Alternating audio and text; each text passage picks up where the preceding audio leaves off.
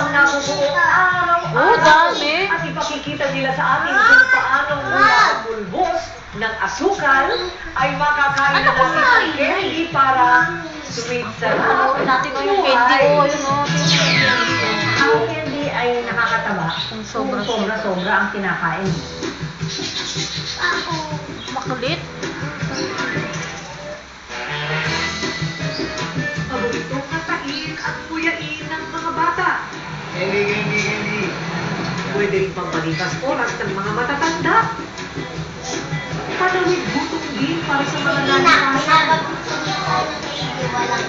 Bentang-benta din ang candy sa mga nagliligaw. Tulad sa dalawang ito na lalanggamin sa sobrang sweet. Bata man o matanda, bigay hilig sa paboritong candy na sobrang sarap at ubod ng tamis. Nagsimula ang pagkain ng candy noon pang simula ng sibilisasyon. Ang mga pulot pukyutan o honey na pinatuyo ang naging unang candy ng ating mga ninuno. Pero ngayon, sa asukal na gawa ang ating mga paboritong candy, simple lang naman daw ang paggawa nito. Diba? Mula dito sa container na ito, may mga Ang dami ayan, 50 kilo ng asukal o isang sako ng asukal ang hihigupin ng mixer. At pagkatapos, diyan na makukuluan sa tubig at saka sa langis galing gulay o vegetable lard na siyang mga pangunahing sangkap ng paborito ninyong candy. Ang computer na ito na nasa control room ang nagmamaniobra sa buong proseso ng paggawa ng candy. Ito rin ang nagdidikta sa taas ng temperatura na umaabot sa humigit kumulang sa 130 degrees centigrade para pakuluan ng asukal. Paglabas sa vacuum cooker, ayan na. Diretso na ang mga pinaghalo-halong sangkap sa mixer. Ganun yun naman. Ayun. At pagkatapos, dito na natin ilalagay ang talagang tinapat lamang na dami ng flavoring na sa pagkakataong ito ay butter toffee. Yan.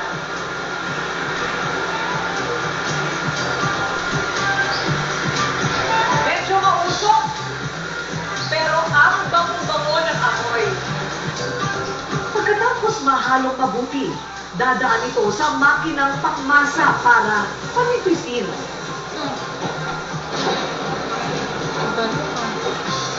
Talagang high-tech na ngayon. Matapos i-molde sa tamang molde, kaya na lalabas na sa mga conveyor na ito ang mga candy na mayroon ng balat o wrapper na rin. Bukod sa pwede na painit ang mga candy na ito. Ang bilis, diba? Saka ang dami. O ano, tama ng dagdag, siguro matik na na. Kailan lang. Mula sa mga pabrika, diretso na ang mga candy sa mga tindahan. Hanggang sa mapa sa kamay na natin ang matamis na candy na pumukaw sa mga puso at panlasa natin. Sa pagkain niyan, talagang lasang pili talaga yan. Pero maghintay-hintay daw sa pagkain ng candy, ayon sa mga nutritionist, sa bawat candy na iyong isusubok, mayroon daw itong 20 calories. Ibig sabihin, So kung kain ka pa ng kain, lalo kang tataba. pero may nutrisyon din namang dulot ang candy. Mapagkukuhanan natin ito ng fats o taba at carbohydrates na nagbibigay ng enerhiya sa ating katawan. Makakakuha tayo doon ng 5 grams na carbohydrate.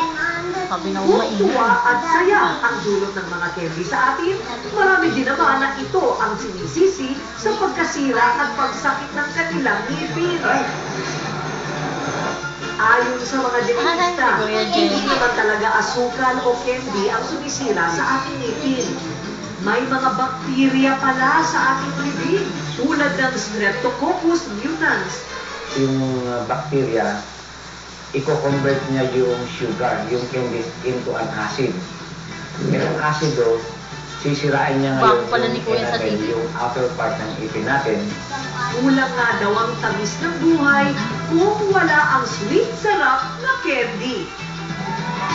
At sa milyong-milyong candy na nagmumula sa pabrika, milyon-milyon din ang sumasaya.